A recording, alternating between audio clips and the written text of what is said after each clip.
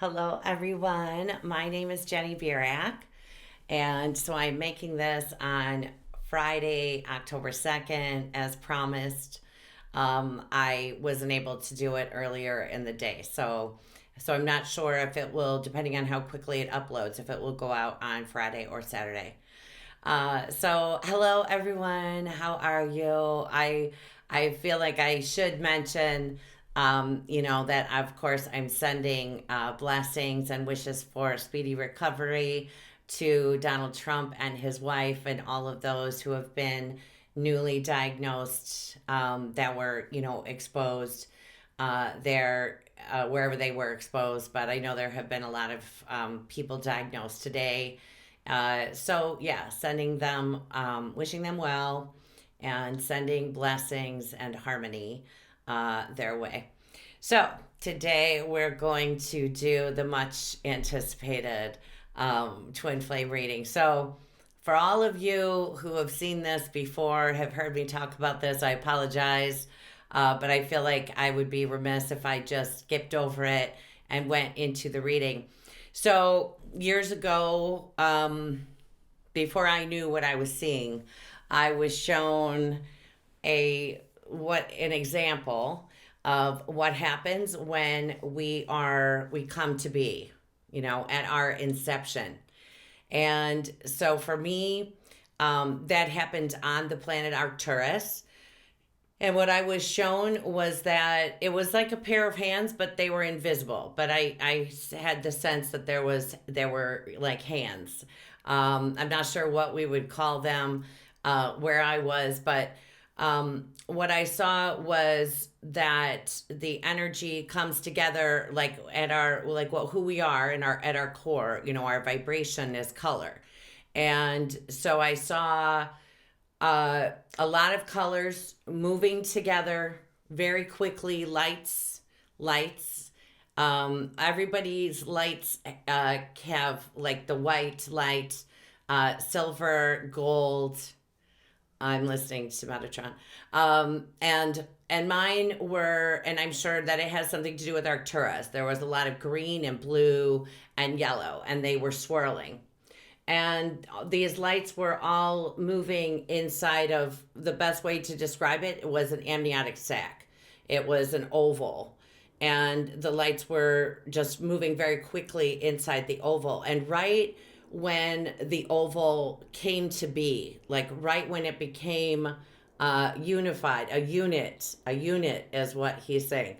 It was pulled apart, and it became two spheres, two orbs with the same exact lights, matching frequencies, and then you begin incarnating. So it isn't true that only some people are twin flames. It's not true. Now, does that mean that everybody is that it's part of their journey in this lifetime to experience meeting their twin flame? No, it doesn't. And, it's soulmate unions are nothing to sneeze at. Soulmate unions are beautiful things. I met my ex husband on 11/11 before I knew what that meant. But it's very clear in our charts that we were meant to come together. And, for us, and also in our charts, there it shows what our contracts were. And it was wild to me when I discovered astrology and saw that we had lived that exactly what it says in our charts is what happened. And so, I know that this is a little controversial, this subject. I'm lucky. I'm very blessed. I'm very grateful that I was kept out of all of this stuff. And I was sort of doing, Metatron is saying a one-on-one course. That's how I learned all of these things the first time that someone said to me, "Oh, you're going to reunite with your twin soul." I had never heard that before. I didn't know what twin soul or twin flame meant at all. And like I said, even when I had that dream, I did not know. I didn't appreciate the significance of it. But, everything is created in pairs, so it makes sense, right?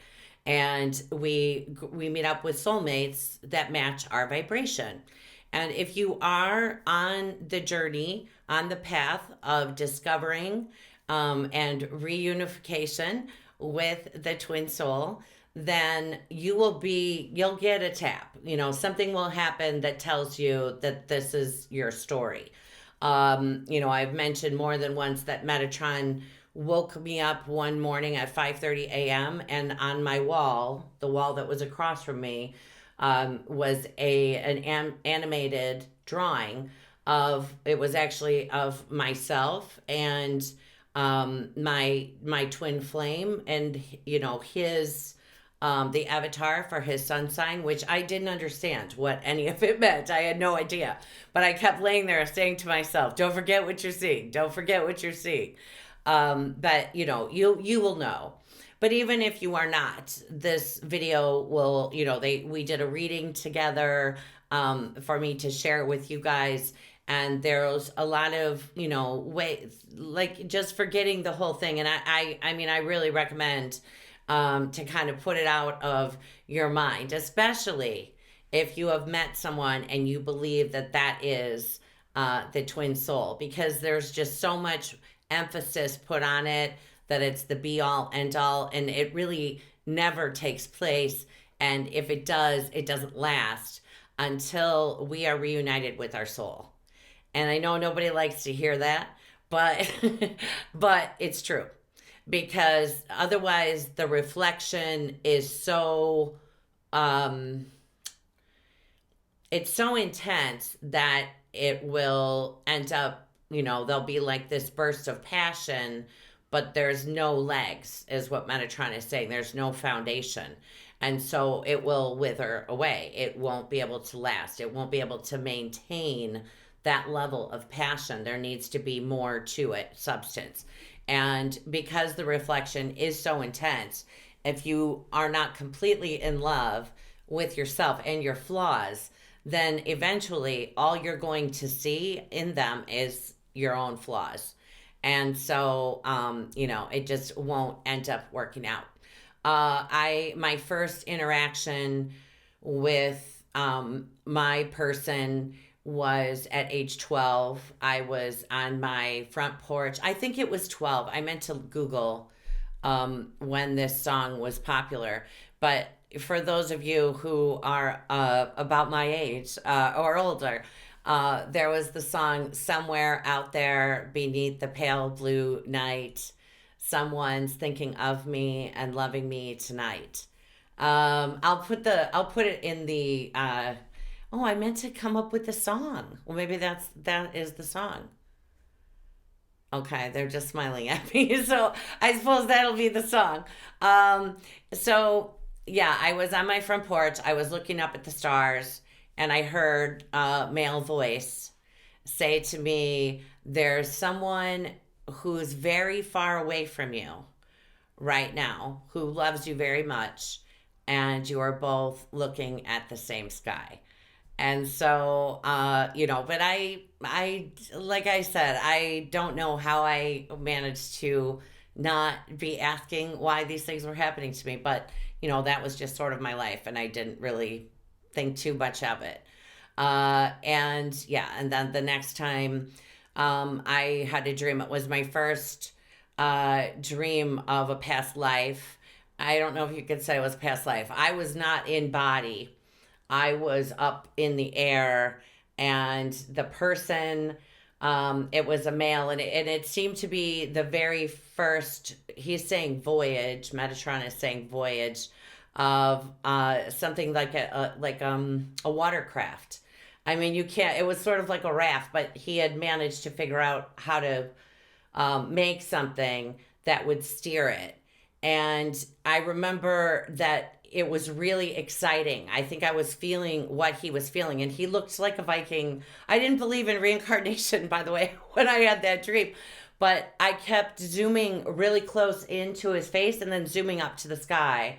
And of course, I couldn't see myself in the dream, so I didn't understand any of it. And I could never tell for years if that was me that I was seeing or if that was really someone else. So that's sort of how it feels. A lot of times if I have dreams, I can't tell like which is me and which is that person.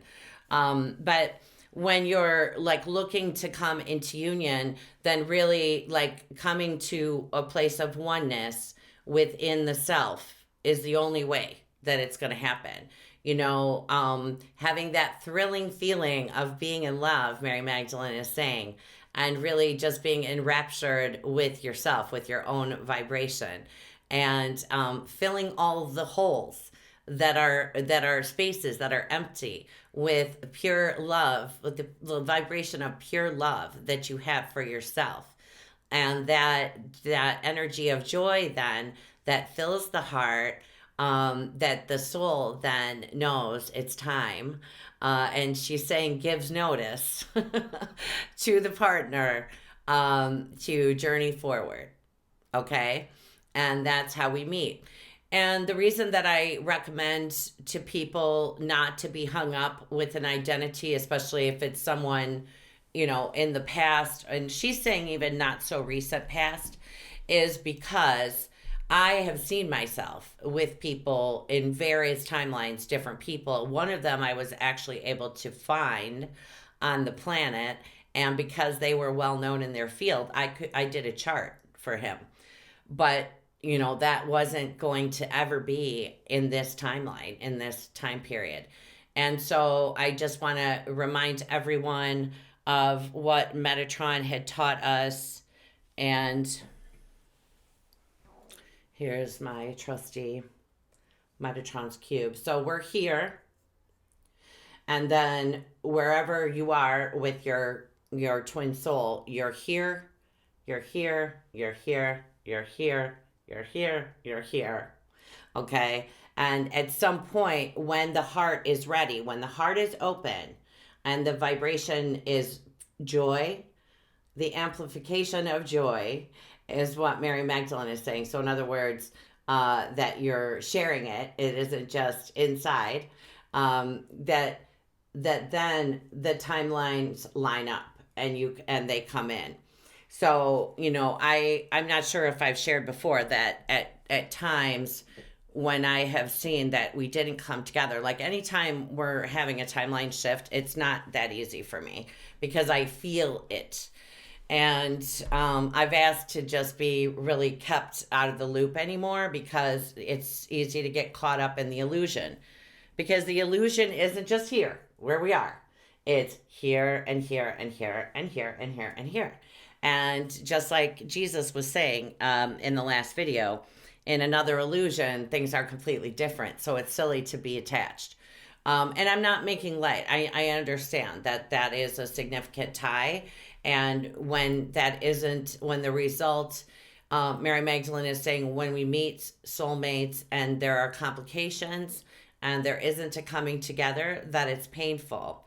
And so it's okay to acknowledge that it's painful and to work through that, because always partners, and even if you're, and I know so many people who are living in a marriage where they're pretty much just companions, like friends or roommates or sharing a space, even if you aren't romantically involved with the marriage partner, your partners, including your friends, are always reflecting to you what you think of yourself.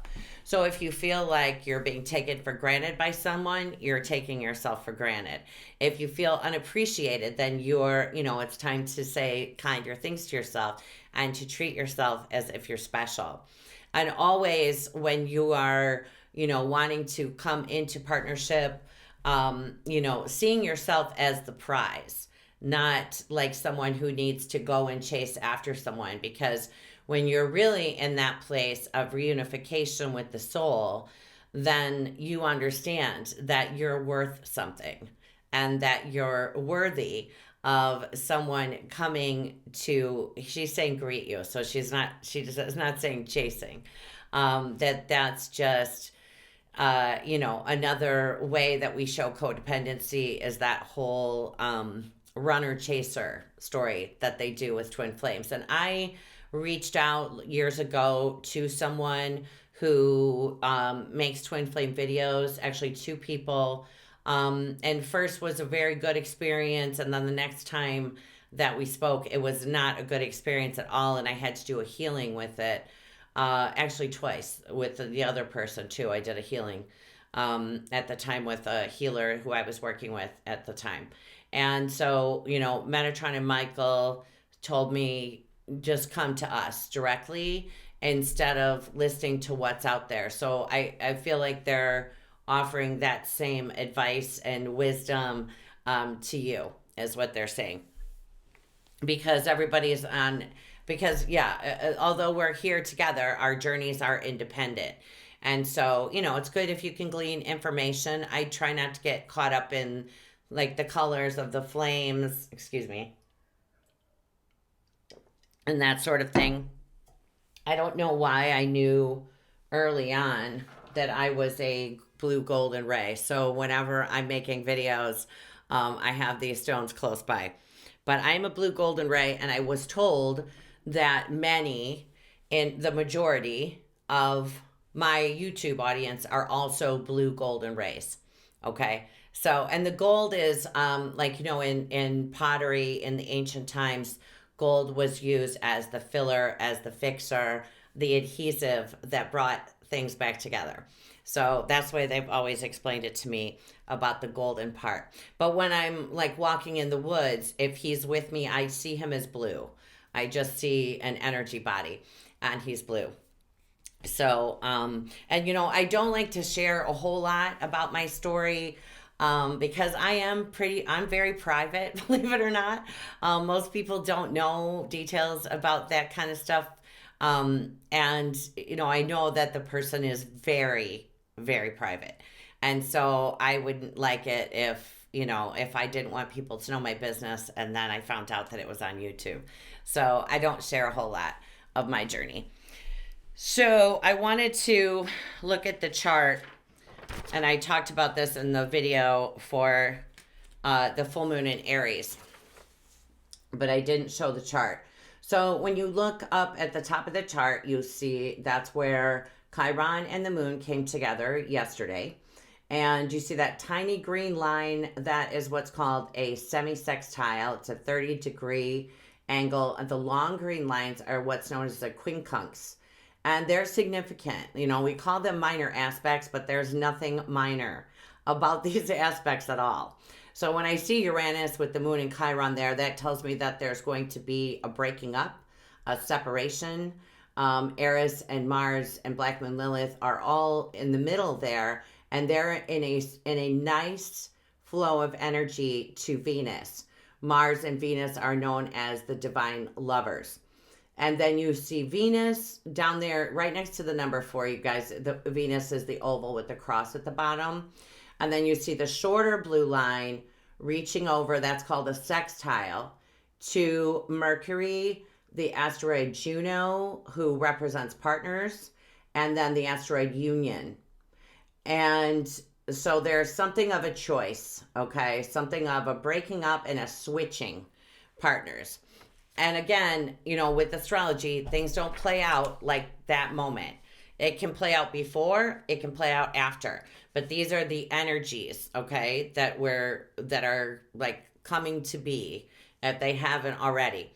And this can be to any partner.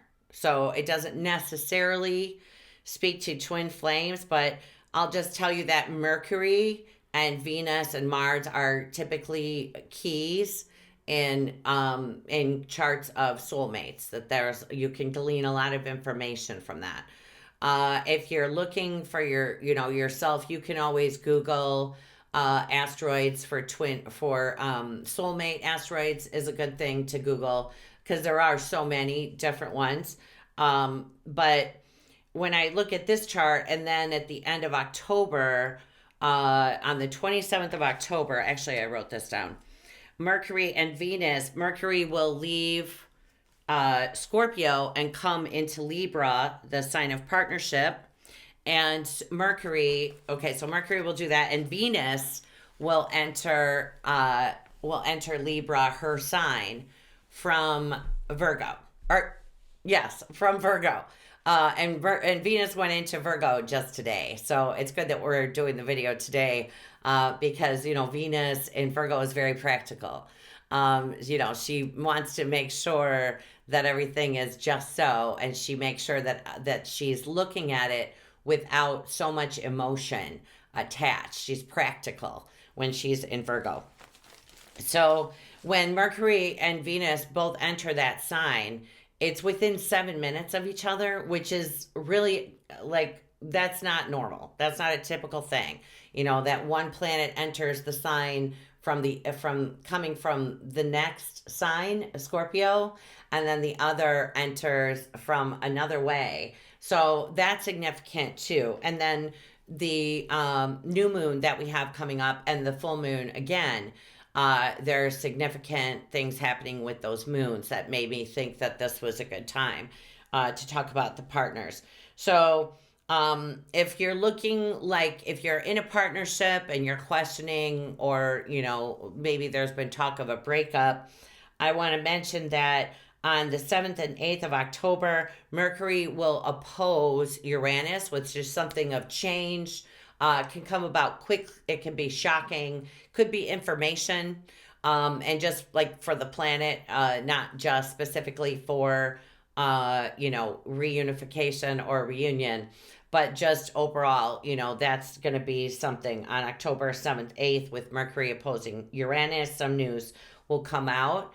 And this can also be, of course, something coming in dream time, or messages, or just contacts. The first time as an adult that I heard his voice, and it actually, I shouldn't, well, okay.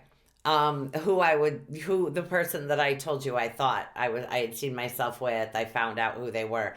It was actually him who said something to me in another language.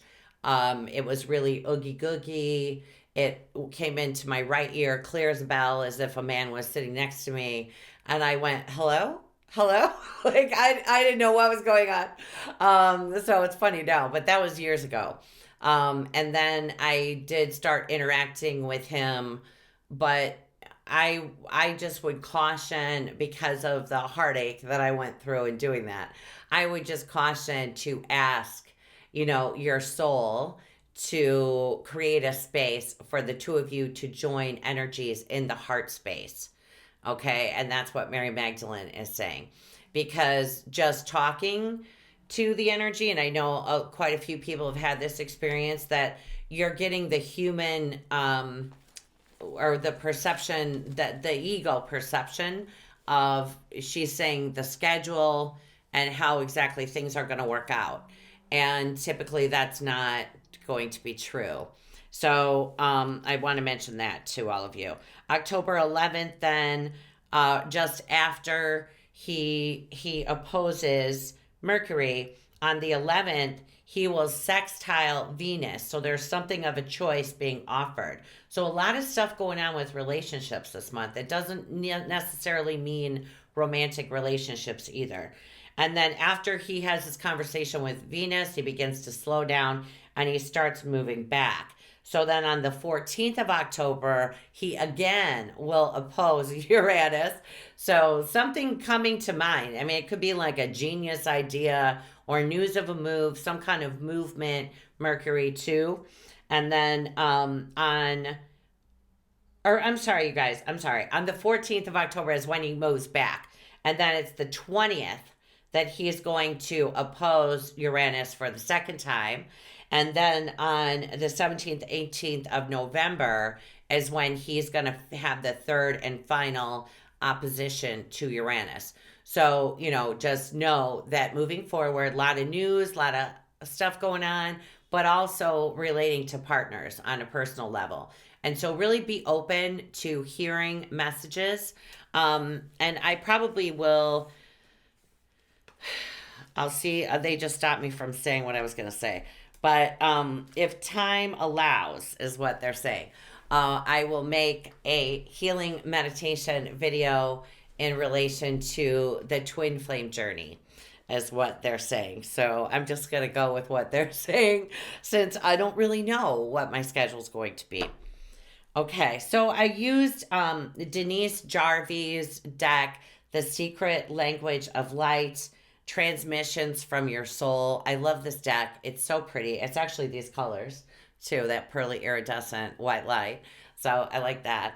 And so I pulled these cards a couple of hours ago, getting ready to make the video. I don't know if I need my glasses.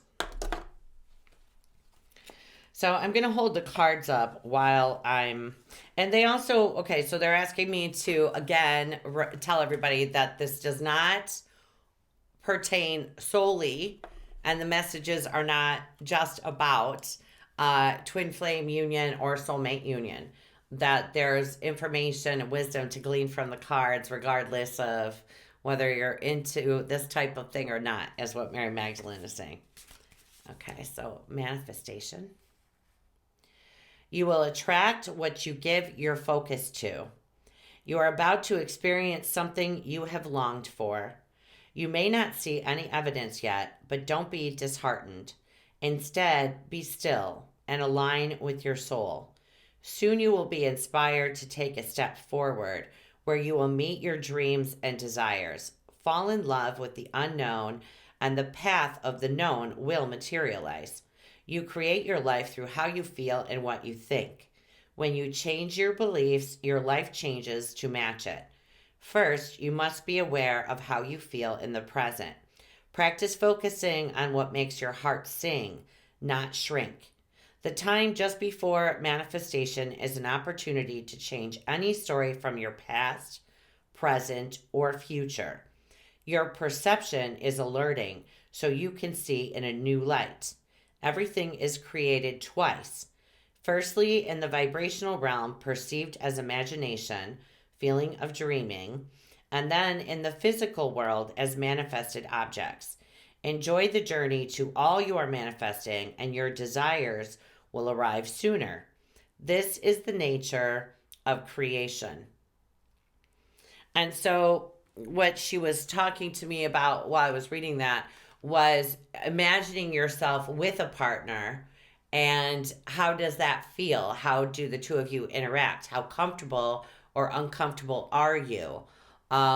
She's talking about cleaning out space in the home as if you are getting ready for someone to arrive.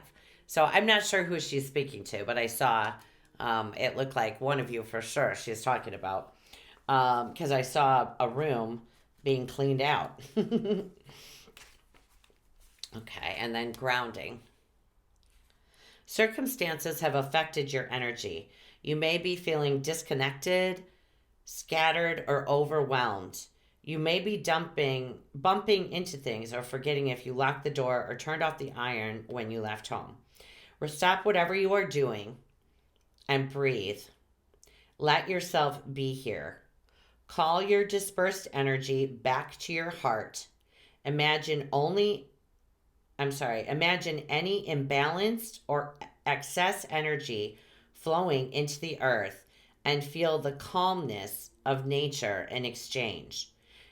Nature uses this energy for growth and expansion. This is symbiotic, co-creative process that we need to remember and honor. This message may also be a message to spend more time outside. When you recenter, you will begin to feel more aligned, relaxed, and at peace. Nature lovingly resets our energy. It holds no judgment, but simply allows and accepts. And I just want to say that if you believe that you may, you know who it is, and say that that person is acting as if they want nothing to do with you, be careful, how you're thinking about that person, because when she was talking, okay, let go. Let all just be and take back your light. Stop trying so hard and breathe. Letting go does not mean jumping blindly into faith, but to release the resistance you hold about a subject so your dreams and desires can be realized. We have all hung on to a person, place, job, or idea because we think it will give us what we seek. But hanging on is the result of unbalanced thinking. This imbalance has you needing compensation. Now it is your choice to let go and create from love instead of fear. You deserve to have what you want without compromising your truth. You can change what you do from this moment on. No one has been placed upon this earth to make you happy, just as it is not your responsibility to make anyone else happy.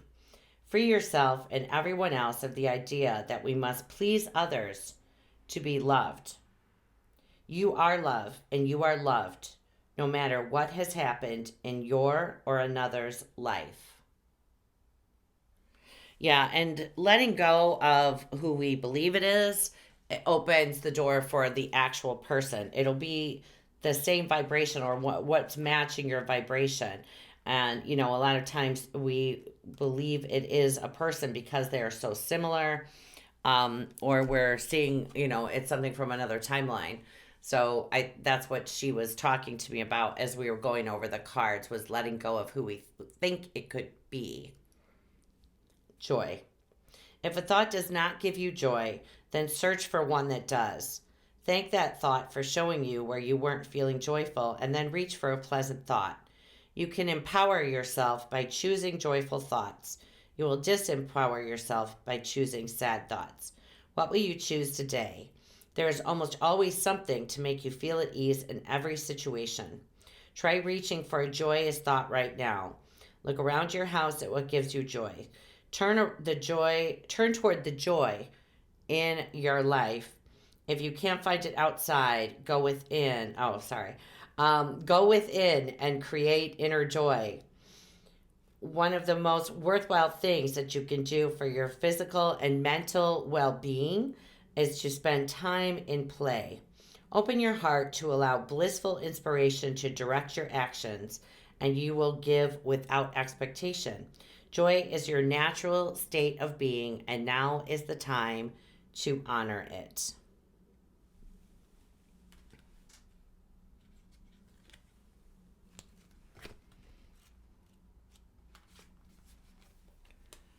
Okay, and variance. Today you may not feel like yourself. You and your soul are looking at the same thing, but seeing it differently. Your emotions and reactions are a combination of your thoughts and your soul's thoughts, and when they don't align, you feel wobbly. Variance is a way of explaining the wobble. When you have the same perspective as your soul, things feel right. They may seem satisfactory and easy. No limiting beliefs or patterns are triggered, but there is a feeling that all is well.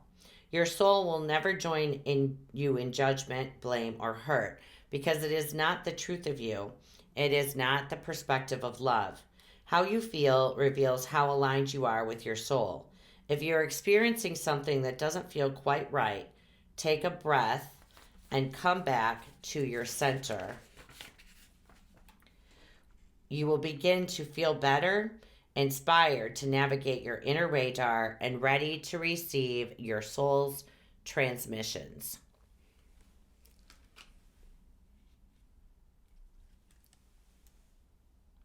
Sensitivity.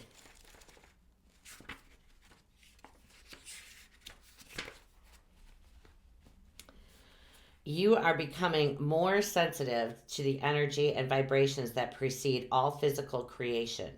We can all sense these energies, but our rational minds often override our feelings.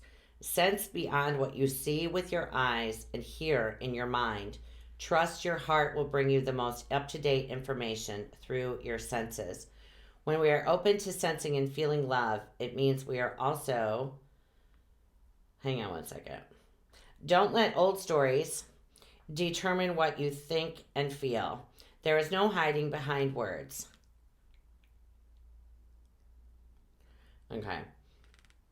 Okay, so it's talking about being open and sensitivity, psychic sensitivity. But she's asking me to, direct it toward back to, the soulmate story. So it's important when you are connecting that you connect through the heart space. And when you're connecting and they are, in the physical body, aware that there's a connecting, you'll feel, um, it's sort of, yeah, okay. So she's saying butterfly wings is what it feels like. That's a good way to describe it. It's different than when you're connecting to the higher aspects alone.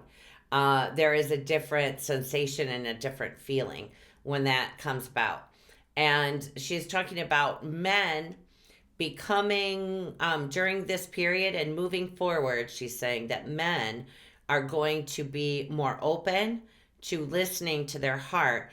And she's showing me that it's because a lot of them are slowed down during the pandemic, and they're doing an accounting of their life and deciding, why did I become involved in this? Why was this something that was so important to me? And really beginning to realize that there's more to life than what they're doing 9 to 5.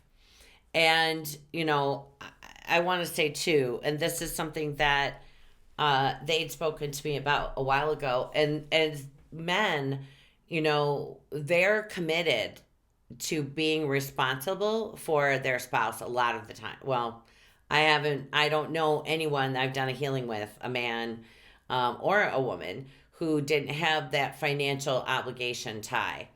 And so a lot of times, before we incarnate, we can take on a lot of responsibilities, and we want to ensure that we fulfill our commitments, is what she's saying.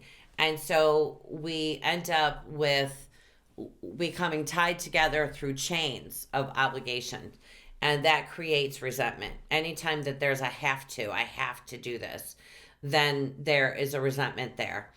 And I've heard people talk about their mothers when they're so annoyed, and I can see the chain because there's an obligation there. But she's saying, we want to ensure that we fulfill commitments, but it's important to recognize while we are here and fulfilling the commitments that we're allowed to change our minds, and that soulmate commitments are for a time and a season, and that it's best for all involved that when a situation is ended, a relationship is ended, and then each move forward, that they're doing so with the blessings of the other's soul. And so if we can mimic that in the physical state and do it in a way that is loving and gentle and kind. And she's talking about just being honest and the bare truth, like just being honest and expressing, and that she's saying 99% of the time you will find out that what you are thinking to yourself about the relationship is reflected in the partner's opinion of what has been transpiring as well. And they may surprise you. It may surprise you to find out that they are in the same frame of mind. So I'm not sure who that was for. But she's saying, in just overall, honesty is always the best policy in any relationship. And she's saying, even with a boss, not allowing ourselves to become intimidated when we're standing up for ourselves and reaching for what it is that we desire, leaving fear behind, fear of being lonely without the partner that you know so well, and fear of relinquishing a commitment that no longer serves you and whose time has expired, is what she's saying. So, yeah, really being open to messages, and those can come, the universe is always talking to you, always. And so if you just make the statement, I'm open, Creator, I'm open, and I trust that I'm protected, and I trust my soul, and I trust the next steps of my journey, and there's nothing to fear. She's reminding me she's saying in the Bible, small b, that's what she said, small b, Bible, that we're reminded more than 350 times, do not fear. And she's saying, even in that text, they made sure to get that in there. Although they left a lot of important things out, she's saying. But it's helpful to always remember that fear is an illusion, that there really isn't anything to fear. And so is doubt, she's saying as well. Is there anything else that you would like to share? She's saying, just a reminder that this month, she's saying that to just enjoy it, to just shut out the noise and to enjoy it. Change is afoot, she's saying.